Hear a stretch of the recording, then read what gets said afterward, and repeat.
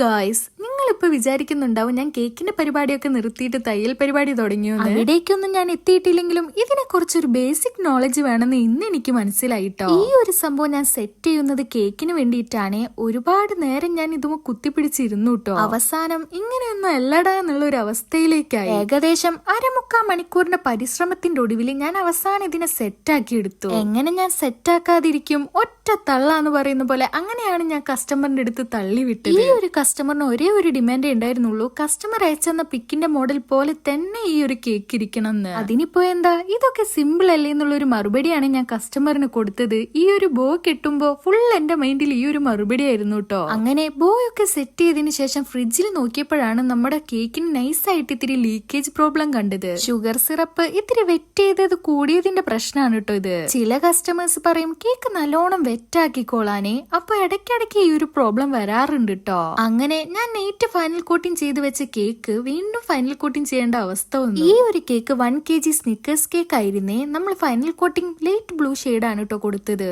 ഇനി ഈ ബോ ഫിക്സ് ചെയ്ത് ലാസ്റ്റ് ആയിട്ട് കേക്കിന്റെ ടോപ്പിൽ കുറച്ച് എഡിബിൾ ആയിട്ടുള്ള വൈറ്റ് ബീഡ്സ് കൂടി ഇട്ടപ്പോ കേക്ക് സെറ്റായി. അങ്ങനെ ഇതാണ് നമ്മുടെ കേക്കിന്റെ ഫൈനൽ ലുക്ക്. ഈ കേക്ക് ഇഷ്ടപ്പെട്ടവരെല്ലാരും താഴെ കമന്റ് ചെയ്യണേ. അതുപോലെ സബ്സ്ക്രൈബ് ചെയ്യാത്തവര് സബ്സ്ക്രൈബ് ചെയ്ത് സപ്പോർട്ട് ചെയ്യണേ. Thanks for watching.